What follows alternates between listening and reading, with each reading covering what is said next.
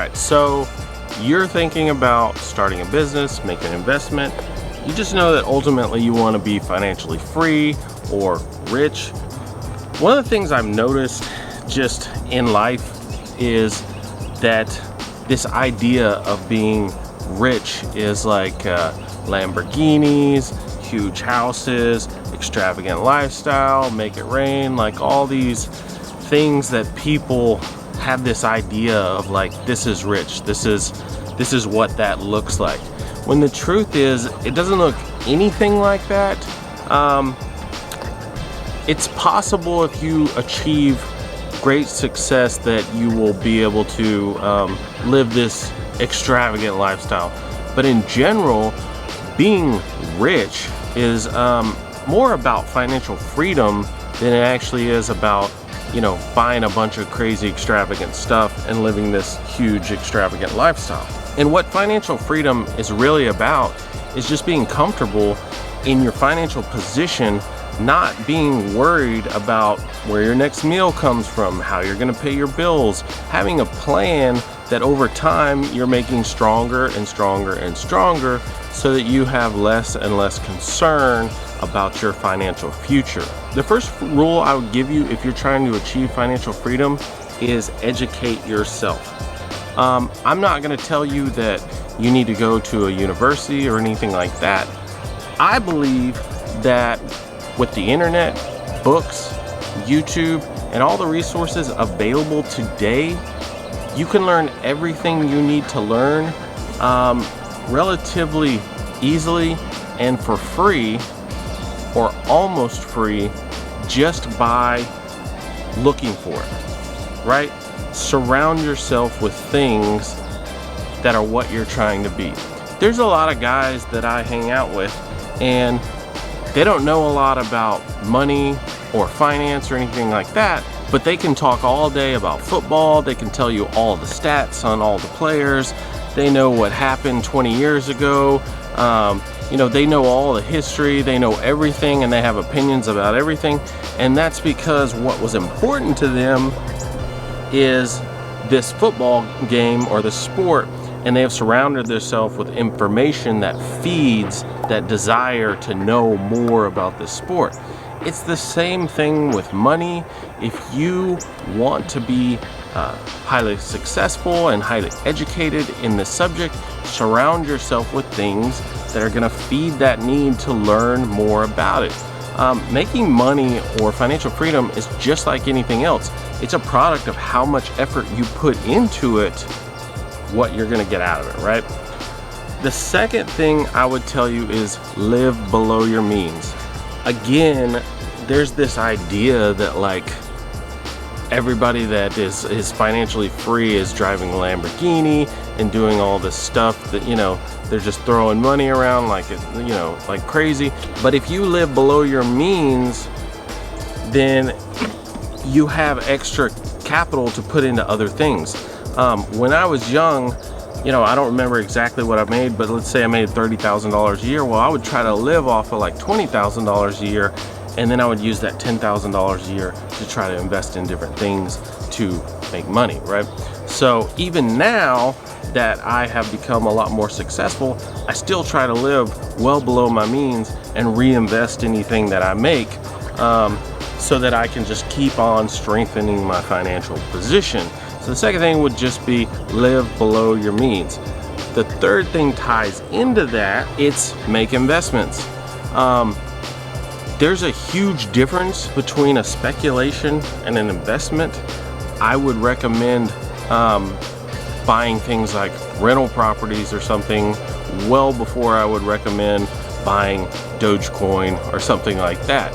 A lot of people, they have one success in a speculative thing, and then they think that they're going to just keep on having those successes. And the truth is, when you speculate on things that are like very high risk, very high reward, you might hit one and get a little confidence, and then you get wiped out on the second, third, or fourth one that you try to invest in. So I would try to put things in investments that over time are going to give you a reasonable return and increase in value. When I was young, I started buying rental houses. I could buy them owner finance, and the renter paid for the payments. And over time, I racked up a handful of these things, and I had a good little extra income coming in. I also started a business, so over the last 20 years, I have lived below my means, and anything I make extra, I just keep reinvesting into different things.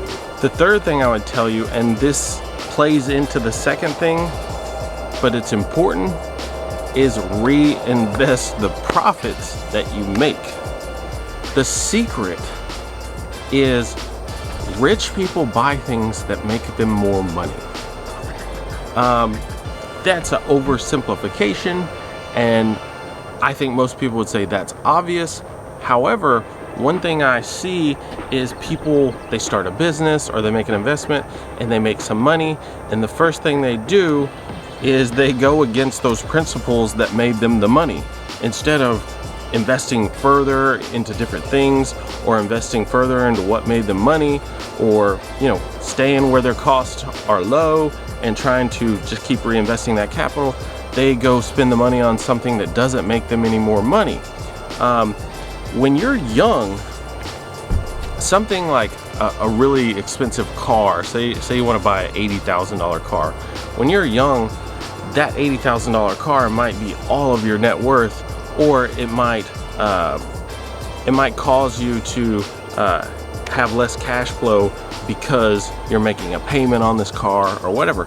But if you have 5 or 10 years that you're like, I'm gonna live well below my means and I'm just gonna keep building these cash flow streams, when you go buy that $80,000 car later, it's like maybe 1% of your net worth. It's not a big deal anymore. And that's the true kind of trick, is like, live below your means and keep reinvesting, and at some point the below your means piece of your income is well above what normal people make, and you say, oh well, I want to buy that Lamborghini or something, and you're like, oh, that's not that much money. But when you're young, and if you make a little bit of money and you don't reinvest it, that's a lot of money, right? And it could wipe you out. As you have successes, go ahead and enjoy some of it, but keep reinvesting all the time. 20 years later, and I've had a lot of success, I'm still reinvesting all the time. I'm looking for investments all the time. I struggle with things like buying a new car, or spending money on dumb stuff, because I'm like, that doesn't make me any money, right? And I need to be putting my money into things that makes more money, not things that just waste my money. How many pro athletes or something have you seen that they make some money and then they're broke in a few years after they retire? And it's because they go spend their money on things that don't make them any more money.